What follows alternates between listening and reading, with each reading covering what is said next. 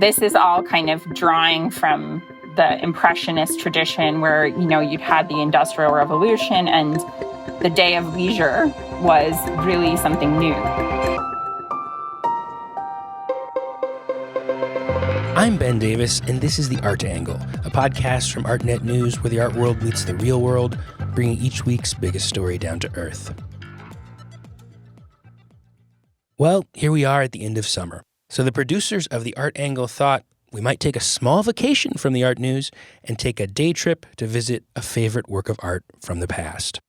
Georges Seurat's Sunday Afternoon on the Island of La Grande Jatte is one of the most famous artworks in the world. It has been studied and referenced and riffed on endlessly, and is in fact the subject of at least one musical.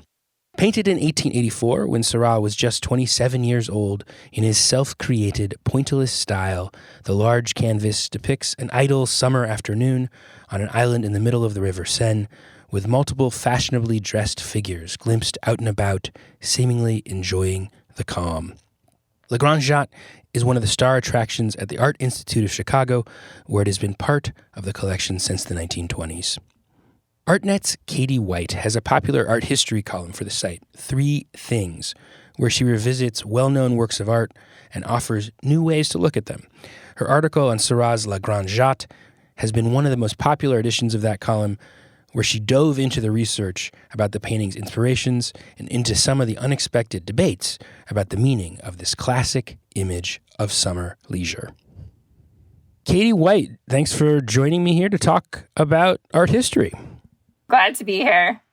Today we're going to dig into this article that you wrote for the site that is a kind of article that you and I actually came up with together, which is not a news article. It's not the news part of Artnet News. This is an art history column that you do, where the idea we came up with was to take familiar images and give people something more to think about. Tell people 3 things that deepen their understanding of the painting. And the painting we're talking about is Georges Seurat's Sunday Afternoon on the Island of La Grande Jatte, which is a very famous painting. But for people out there who need a refresher, who was Georges Seurat and what do we know about him that's relevant to understanding this painting? Sure. So Georges Seurat was a 19th century French painter who was famously the creator of a style that's today known as Pointillism. And he is also a post-impressionist, meaning he engaged with some of the aspects of the impressionist style from earlier in the 19th century, namely kind of an interest in scenes of leisure and everyday life, but he also kind of moved the conversation forward stylistically. And he was born, I believe, in 1859. He was born into an upper-class French family. His father had made his money, I think, doing real estate speculation. They weren't like a historically, aristocratic family. And he had a very brief but very productive life. He painted Sunday Afternoon on the Isle of Grande Jatte when he was 27, and he died at the age of 31 of what they think was diphtheria. And yeah, he really changed kind of the artistic discourse from the Impressionist mode into the Post-Impressionist mode and other Post-Impressionists, or like Van Gogh, for instance. I think for me, and why I was kind of excited to talk about this painting, is that Seurat and this painting are very famous. Like, they are as mainstream center of the white guy European canon as you can get. And yet, he is just one of the great art oddballs. He occupies an eccentric place in art history as far as I'm concerned. And as you said, he is probably most famous for Pointillism, which is actually a term of abuse, like so many of the names for art movements, including Impressionism and Cubism. Pointillism was an attempt to make fun of what he did. He actually called what he did divisionism. So what was the main idea or style he was associated with before we get into this painting? Seurat was very interested in science, way more so than any other artist kind of working at that time. He was a science nerd. Yes, he was. And even from the time he was a child, he was very introspective. He had a kind of quiet personality, and he was known for really poring over the latest journals and books about optical theory, color theory, and nothing Seurat did was a mistake or an accident or spontaneous, basically. He always did his drawings with the same exact materials. He had a very precise kind of process. And the idea of divisionism, as he called it, was the idea that pure points of color applied side by side rather than mixing colors would create a stronger effect in the mind. Your eye would combine the colors, would blend them, and it would be more striking visually in the mind. And so he was really interested by this French chemist whose name was Michel Chevreul, who wrote this book, Principles of Harmony and Contrast of Colors. And Chevreul had been enlisted, actually, oddly enough, by a tapestry company that was wondering why their dyes weren't coming out vividly enough. And he went in and did all these experiments and essentially decided that it wasn't the chemistry of the dyes, it was an optical issue. So that rather than trying to blend tones, things came out more strikingly if you put a yellow thread next to a blue thread, for instance. And that's kind of been disproven, but it was the kind of dominant optical theory at the time. And so that's the approach that he took. So he would just create tiny, tiny dots, which up close could look like modern art almost, but far away they blended together to create an overall image. The simultaneous contrast of colors was the name of the theory. And again, one of the things I find fascinating about this artist and this history, and one of the things that makes him such an oddball, is that, this is an erroneous theory. That the idea was that you would make the colors more lustrous and pop more. And if you look at a Seurat painting from a distance, they actually kind of do the opposite. They kind of have this almost muddy quality. Yeah. And yet it is such a fascinating style of art that it just is like no other and was very generative for other people exploring art in his wake. So before we go any further, I think since this is a podcast and we are talking about a painting, even though it is a very famous painting, I think it might be worth just having a little bit of visual description. So can you describe, I was going to say, can you paint a picture of La Grande Jatte for us, but can you paint us a word picture of what people see if they were to go to the Art Institute of Chicago today to see this painting?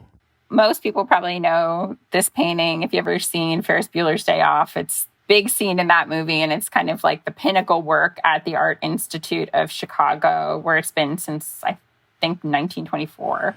One of the all-time, I think, great art scenes in movies. Yes. You know, one of the few scenes in any movie that captures the excitement of going to a museum rather than depicting the museum as, a fussy place.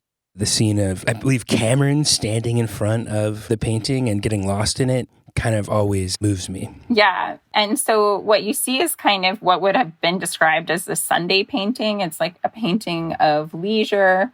So you see people on a grassy knoll. They're on the island of La Grande Jatte, which is an island that floats in the Seine, right at the gates of Paris. So just right outside the kind of metropolitan entrance. And it's a beautiful day, blue sky. You see kind of idyllic sailboats in the water.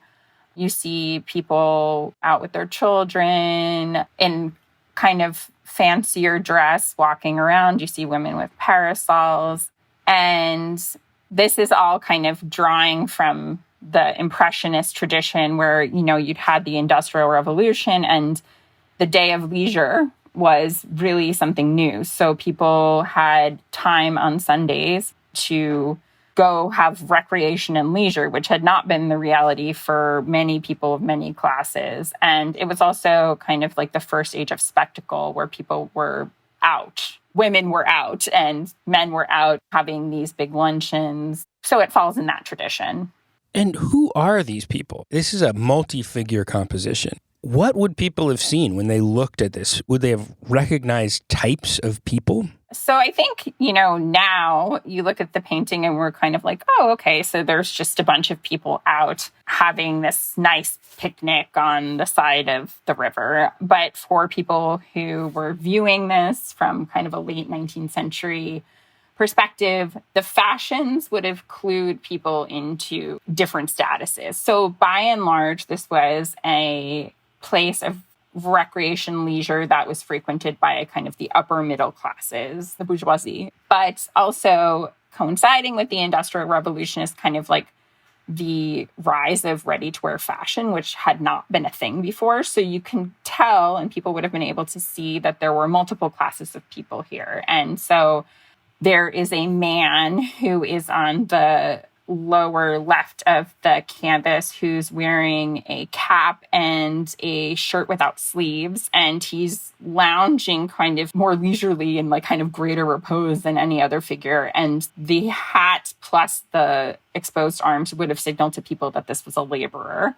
Then there are two women alone, like without male companion, by the banks of the river, and one woman is fishing. And I did not know this, but in researching this in the 19th century, that was kind of a symbol of what would be a prostitute. They're out there literally, quote unquote, fishing for men. And there are two soldiers walking down the beach to meet them.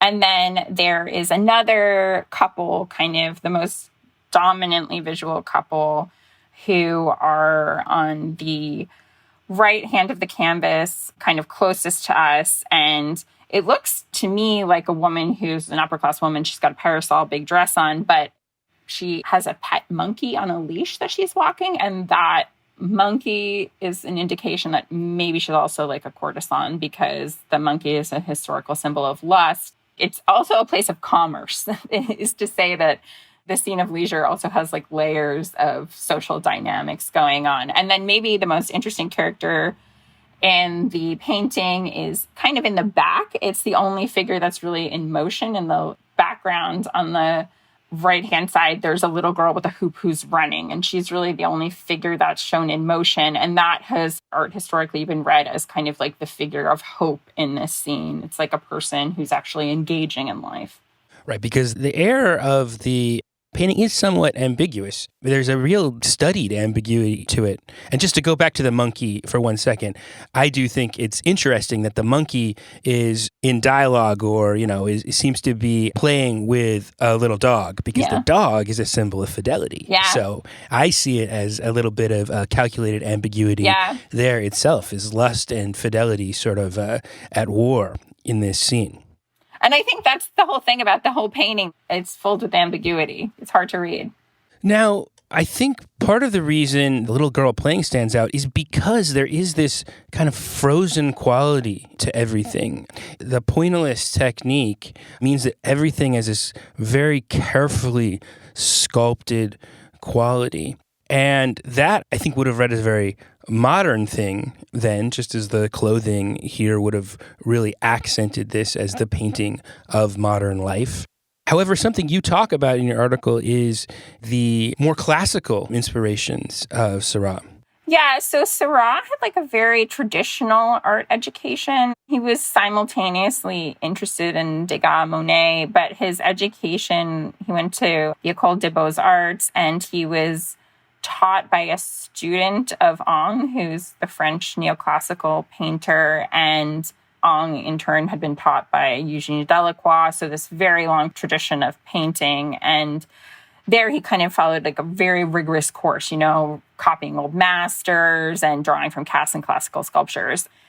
And he dropped out after, I think, only a year or two, but he did kind of have a lasting interest in antiquity, that he didn't want to paint people in antiquity, but he wanted to paint people in modern life with the kind of stability and strength of antiquity. He referenced actually the Parthenon friezes. He was very interested in kind of like the static forms of the Parthenon friezes. And he wrote in this letter to the French poet Gustave Kahn that I think it's, I want to make modern people in their essential traits move about as they do on those friezes and place them on canvases organized by harmonies of color. And that is the way he really had a break from the Impressionists. As you know, the Impressionists were painting en plein air, and he was making big canvases in his studio, And so this is really like a grand scale painting. It's, I think, 7 by 10 feet.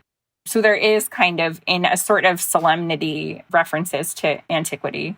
Yeah, and it immediately is resonant with Impressionism, just the outdoor setting and the sense of atmosphere and the sense of middle-class leisure. But then I think Egyptian art in the Louvre was like an inspiration for him. And you really see that there are a lot of figures captured in profile. For sure.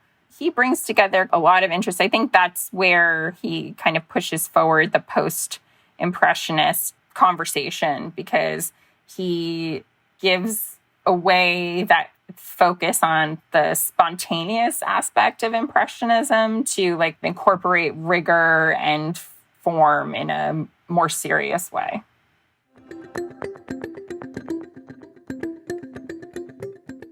So I guess this is this quintessential classic image of a lazy Sunday afternoon, essentially. And one of the things I think is interesting about the stuff you bring together in your article is this whole tradition of reading the painting in a more critical way. And you cite a great paper by the art historian Linda Knocklin from 1989, Seurat's La Grande Jatte, an anti-utopian allegory. What does Knocklin mean by writing about this painting of a Sunday afternoon's leisure as an anti-utopian artwork? So Linda Knocklin, who most people know is a very famous feminist art historian, she really had this thinking that there were two traditions that emerged out of even the 18th century that coexisted into what we call modernity. And one, Seurat, she would include in this, was in the line of Courbet. And that would move forward into the American artists, like even Ben Shahn, where it's like a socially engaged artwork. And then there is the tradition of Cézanne and the quote-unquote purity of painting that disengages from social dialogue and moves towards more abstract expressionism, where that everything on the canvas is kind of self-contained and very individualized. And so I think for her, reading this painting, you see that all of the figures are very static. They're very isolated. Their faces are obscured. And she thought that this kind of technique that he was using of pointillism was inherently tied to modern experience, right? So he's kind of giving up the gesturalism of craft here, and he's allying himself with science and industry. I mean, I don't think in necessarily a positive way. I think it's more that he is, in the making of his work, embedding modernity in the terms of his craft, in the terms of the marks of pointillism are not grand brushstrokes, an almost industrial approach to making a painting. She had this really good quote that was, Seurat must be seen as the ancestors of all those who rejected the heroic, the apolitical sublimity of modernist art in favor of critical practice. And then she goes on to say the photomontages of Berlin Dada or collage contractions of Barbara Kruger are, from this vantage point, more in line of the neo-impressionist descent rather than innocuous oil paintings of those who happen to use little dots of paint to construct otherwise conventional landscapes of sea scenes. So I think that, yeah, she sees him really as a person who jump-started a kind of conversation about how industry and science were affecting art and the people of the middle class. Yeah, it's fascinating because I don't think would be anybody's first choice for an image of like a socially engaged work of art. And yet that is part of what's really interesting about digging into things art historically, is you can kind of dig out some of the energy that they contain that you don't see because of convention, all the layers, because we see them out of their time. His own thoughts about what he did are hard to dig out. I understand One of the arguments for this more critical reading on La Grande Jatte is actually the reception of the painting in the first round. How did reviewers in its time view this work of art? I mean, I think, what you're saying is true. It was kind of an image that was pretty polarizing. He started in 1884. He worked on it for 2 years, and then he would return to it later. But it debuted at the 8th annual Impressionist exhibition, which was actually the last of those exhibitions. And it really had a divided reception, right? So some hailed it as a next step forward, as like a truly modern work of art, and others kind of were very put off and decried what they perceived as kind of a lack of emotion or a lack of narrative.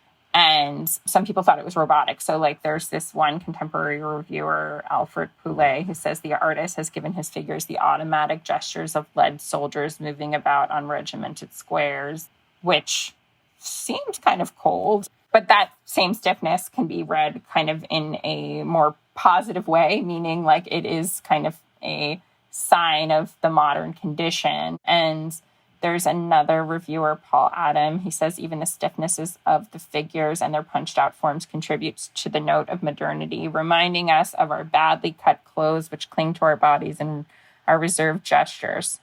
So I think it was very divided, but that a lot of his contemporary artists saw it as a very political painting, even in right after it was made. And Paul Signac is kind of the other famous pointillist painter, and they were friends. And Seurat did not write much about his politics at all, but the kind of conversations around him hint at things. Like I know that Signac referred to him kind of frequently as a communard, which is like a group of leftists that were kind of popular in the 1870s.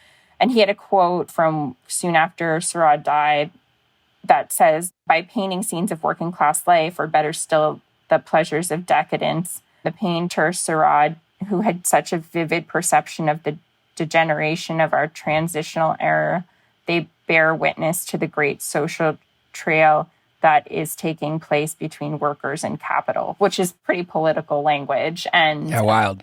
Yeah. I think that a lot of the painters kind of in his circle, and I think what Knocklin hinted at before with the kind of aligning him to Berlin Dada, is that he was kind of painting more about a society kind of like in a state of degeneration rather than like, oh, here's a pretty picture of some water, It's so fascinating because the idea that people looking at the painting in its time will be accented for them was this feeling of stiffness, as if middle class was experiencing leisure, like they had become a different kind of human than maybe people were used to in the past. And leisure had become a different thing, a more like commodified thing, something maybe a little closer to like tourism in the modern sense.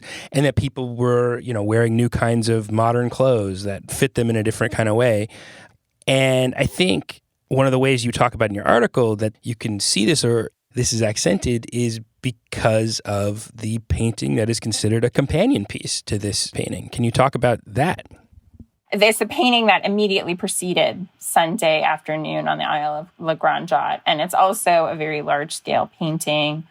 It's slightly smaller. If you put them side by side, it would feel like you were looking at two halves of the same scene. They're both monumental paintings, and they're actually physically, right? So Agnier is on one bank of the Seine, and then the island of Grande Jatte is kind of on the other side on an island on the right side. So they're kind of like literally facing each other. And this painting to a viewer of that contemporary time is just a working class people. Like this is not a mix of middle class, upper class people. And there are a lot of the clues to let you know that, both their clothing, but also the way that their bodies are positioned. So you see here only men. A lot of them have their shirts off. A lot of them are swimming in the water itself. You have kind of the bowler hat, straw hats, which were clothing of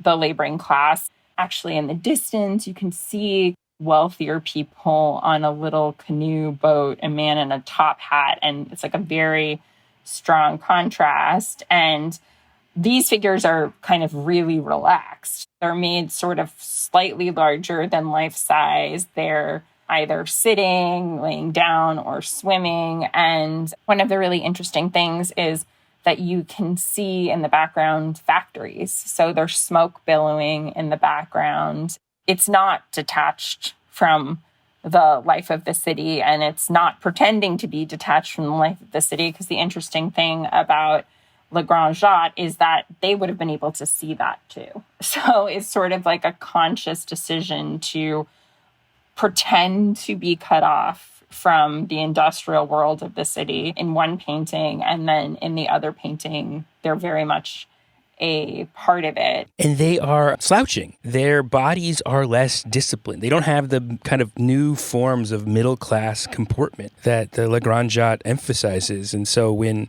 the reviewer you quoted, Paul Adams, says, even the stiffness of the figures in Le Grand Jatte and their punched-out forms contribute to the note of modernity, reminding us of our badly cut clothes, which cling to our bodies, and our reserved gestures the British can't imitated everywhere. I mean, there is a relationship between the different bodies, yeah.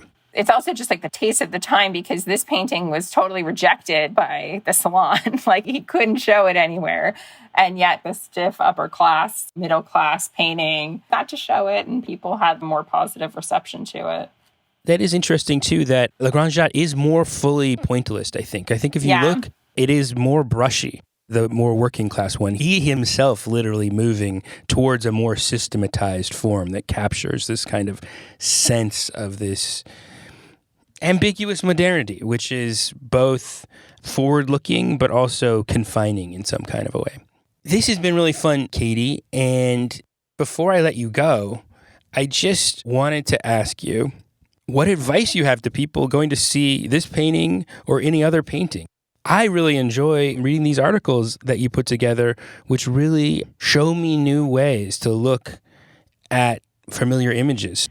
I think there is a kind of popular belief right now that if you go look at an artwork, it should be able to give itself over to you no matter what, that you should be able to have experience with it, even with no knowledge of what the artist is after. And I don't necessarily think that's true, at least in kind of art historical training. The idea is that you want to like be able to try to see the way people of the time saw. And so I do a lot of reading. I think that if you're not familiar with JSTOR, that's my place to go to read about paintings. Sometimes I read about paintings before I see them. Sometimes I read about them after I see them. So I do think that context helps. It helps you decode images. And I think that the other thing is that paintings take time, and that sitting with the painting for a long time and letting it reveal itself to you over time is a very critical part of the process. I mean, to write these articles takes a really, really long time, because it's hard to suss out these small details and compare it to other works that kind of offer little revelations into what's changed or why it might be changing. So I would say reading and just giving artwork time. Well, on that note of taking the leisure of looking at painting very seriously, I think that that is the perfect place to end the conversation. Thank you so much, Katie. This has been a lot of fun. Yeah, it's been great. Thank you so much. That's it for this edition of The Art Angle. If you enjoyed it, please be sure to rate or review the podcast wherever you get your podcast. It really does help people find us. The Art Angle is produced by Sonia Manalili and Caroline Goldstein. See you next week.